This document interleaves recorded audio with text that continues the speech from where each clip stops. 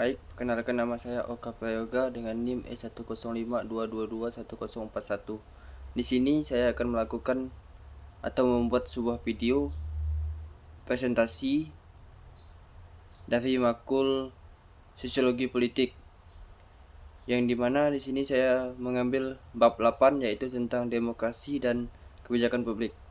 Baik, langsung saja ke materi yang pertama yaitu pengertian demokrasi. Demokrasi adalah sistem pemerintahan di mana kekuasaan tertinggi berada di tangan rakyat yang secara langsung atau melalui perwakilan mereka memiliki hak untuk membuat keputusan politik. Demokrasi sering dianggap sebagai bentuk pemerintahan yang mengutamakan partisipasi warga negara, penghormatan terhadap asasi manusia, dan penegakan hukum. Dalam konteks ini, proses pengambilan keputusan menjadi lebih terbuka, transparan, dan akuntabel, di mana masyarakat memiliki peran aktif dalam menentukan arah pembangunan dan kebijakan negara. Selanjutnya, pengertian kebijakan publik. Kebijakan publik merupakan keputusan atau tindakan yang diambil oleh pemerintah untuk mencapai tujuan tertentu yang berkaitan dengan kepentingan umum.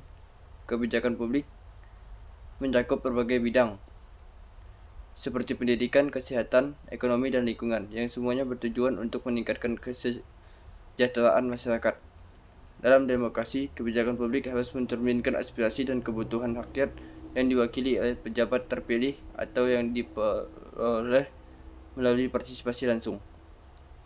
Selanjutnya, hubungan antara demokrasi dan kebijakan publik.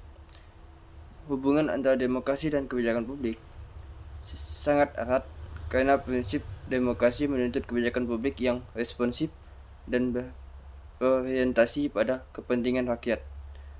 Partisipasi publik dalam demokrasi memberikan kesempatan bagi masyarakat untuk mempengaruhi kebijakan yang akan berdampak pada kehidupan mereka.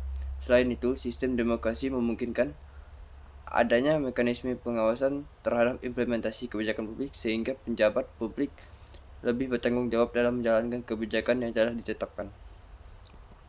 Selanjutnya ada sejarah perkembangan pemikiran filsafat politik demokrasi. Filsafat politik demokrasi memiliki akar yang panjang dalam sejarah pemikiran manusia, dimulai dari zaman Yunani kuno hingga masa modern. Sepanjang sejarah, gagasan tentang demokrasi dan kebijakan publik terus mengalami perubahan dan adaptasi seiring perkembangan sosial, budaya, dan ekonomi masyarakat. Selanjutnya ada perihal demokrasi dan demokratisasi. Yang pertama yaitu demokrasi. Demokrasi merupakan sistem politik di mana kekuasaan berada di tangan rakyat, baik secara langsung maupun melalui perwakilan. Demokrasi tidak hanya soal pemilihan umum, tetapi juga bagaimana hak asasi manusia, keadilan sosial, dan partisipasi aktif masyarakat dijunjung tinggi. Dalam konteks kebijakan publik, demokrasi memungkinkan warga untuk ikut serta dalam proses pembuatan kebijakan yang berdampak pada kesejahteraan mereka. Artinya, kebijakan publik dalam demokrasi seharusnya berorientasi pada kepentingan umum, transparan, akuntabel, dan memberikan kesempatan bagi mereka atau masyarakat untuk memberikan masukan atau mengawasi pelaksanaannya. Selanjutnya ada demokratisasi. Demokratisasi adalah proses transisi menuju sistem politik yang lebih demokratis. Hal ini melibatkan perubahan dalam struktur politik, hukum, dan sosial untuk menciptakan masyarakat yang lebih inklusif dan partisipatif. Proses ini penting dalam konteks kebijakan publik karena demokratisasi mendorong kebijakan yang lebih responsif terhadap kebutuhan masyarakat.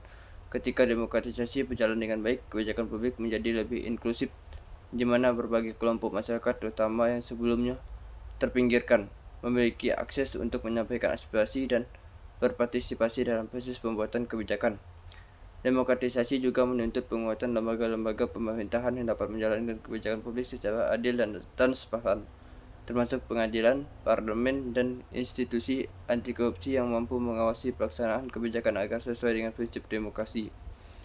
Selanjutnya ada hubungan demokrasi, demokratisasi, dan kebijakan publik. Dalam demokrasi yang matang, kebijakan publik dibuat berdasarkan konsultasi dengan masyarakat atau melibatkan partisipasi masyarakat langsung melalui mekanisme tertentu, seperti musyawarah publik, survei, atau dengar pendapat. Demokratisasi membantu memperkuat proses ini sehingga lebih banyak kelompok masyarakat bisa dilibatkan ketika demokratisasi berkembang. Kebijakan publik juga berkembang ke arah yang lebih kompleks, menangani berbagai isu seperti pendidikan, kesehatan, dan lingkungan. Demokratisasi mendukung respon pemerintah yang lebih cepat terhadap isu-isu baru yang muncul dengan melibatkan suara masyarakat, sehingga kebijakan yang dibuat pun menjadi lebih adaptif dan relevan dengan kondisi terkini. Selanjutnya ada partisipasi publik sebagai bentuk kedaulatan warga dalam sistem demokrasi. Dalam sistem demokrasi, kedaulatan rakyat adalah prinsip fundamental yang menempatkan warga negara sebagai pemegang kekuasaan tertinggi. Bentuk utama dari kedaulatan ini adalah partisipasi publik atau keterlibatan langsung masyarakat dalam proses pengambilan keputusan yang mempengaruhi kehidupan mereka. Partisipasi publik mencakup berbagai bentuk, dari memberikan suara dalam pemilu hingga berkontribusi dalam pembuatan kebijakan publik. Selanjutnya ada hubungan terkait demokrasi dan kebijakan publik yang berkaitan dengan sosiologi politik yang ada di Indonesia. Demokratisasi dan kebijakan publik di Indonesia memiliki hubungan yang erat dalam konteks sosiologi politik. Dalam sistem demokrasi, rakyat memiliki hak untuk memilih pemimpin dan berpartisipasi dalam proses pengambilan keputusan, termasuk dalam penyusunan kebijakan publik. Sosiologi politik juga mengkaji bagaimana dinamika kekuasaan, interaksi sosial, dan partisipasi masyarakat mempengaruhi proses ini. Namun di Indonesia, demokratisasi memungkinkan partisipasi masyarakat melalui pemilu, partai politik, dan organisasi masyarakat sipil.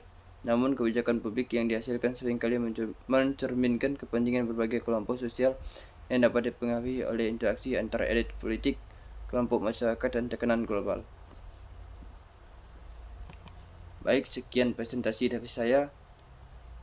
Apabila presentasi dari saya terdapat kesalahan kata, saya mohon maaf. Sekian dan terima kasih.